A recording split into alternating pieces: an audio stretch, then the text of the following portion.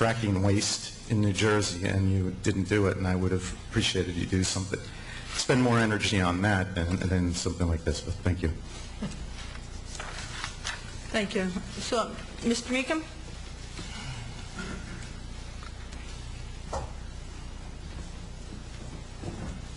Good evening, Ed Beacom, Howard Street, Pompton Lakes, New Jersey.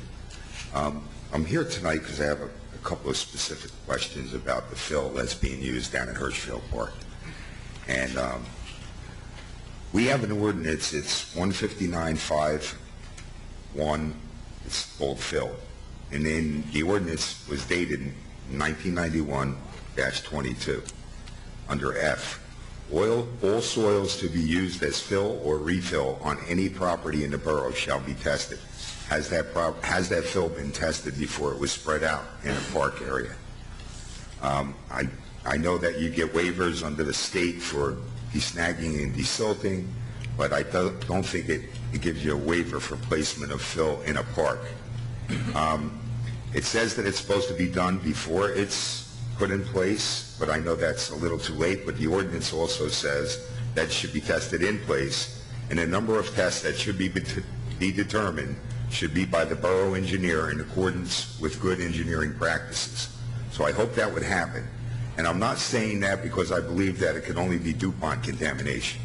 Because if you ever read the Army Corps of Engineers report for the lake bed in Pompton Lake, just from all the contaminants from A to Z that are in there, from discharges, from fertilizers, from DDT, all kinds of stuff. And this is a very active recreation area with hundreds, if not thousands, of children using it every summer. So that's a concern for me. Second, I know, Mayor, you always say that you have to address the chair when you come to the meeting. And under the borough code, I guess it's under the meetings code, 829, it says that the public shall address the chair. Well, I'd like you to ask the borough attorney if that's a violation of my free speech by directing me who I can ask a question to in a public forum. Second, Ordinance 0702 in the Borough of Pompton Lakes, which was the creating of the community partnership, otherwise known as the BID, is the borough requiring all members to fill out financial disclosures, just like our members of boards and commissions in the borough are filling out financial disclosures that can be found on the state website, but I found none for the BID, but it seems to be a quasi-borough entity. And I would wonder, if you haven't picked the redevelopment board yet, I would like to know if it's going to be a board, a committee, or a commission, and if you would require the same financial disclosures from them. And I would respectfully ask for a legitimate answer. Anyone else? Mr. Okay, motion to open the meeting for public comments. Moved by Councilwoman Riker, second by Councilman Sarah. All in favor? Aye. Opposed? Anyone from the audience wish to address the Mayor and Council? Mr. Meekum.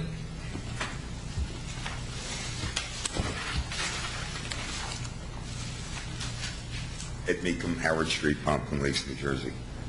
I want to go back to the community partnership, a.k.a. the BID, was created, Ordinance 0702 by the Borough of Pompton Lakes.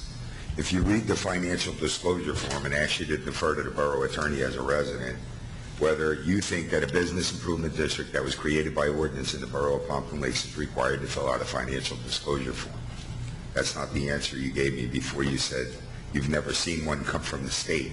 So what would you do? Wait until you're asked for one before you, you may research it with your own borough attorney? That's what we pay him for, I believe.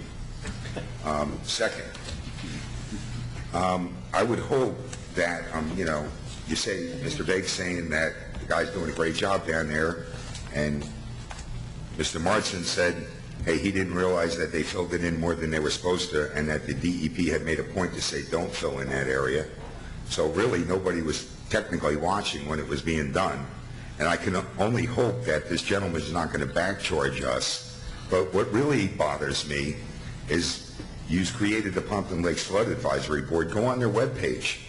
They got a drone photo of the machine in the water, okay, with no booms, okay, no booms at all, and you can see the silt moving down the river. So if that's a best management practice, I'd like to know who's watching Hen House, because I don't think it is. And it's on your own page.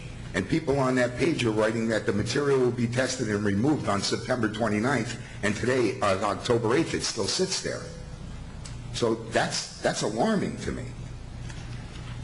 And for the folks at home, if you listen closely to what you heard here tonight at the meeting, I heard the borough administrator say on the bond ordinance that he doesn't know how he missed it, but it was $600,000. It sounded like it was 50 cents. I mean, we just fluffed over that.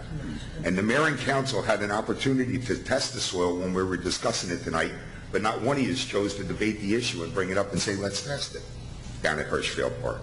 And I didn't say it was just from DuPont. I said it was from historical discharges from all over northern New Jersey.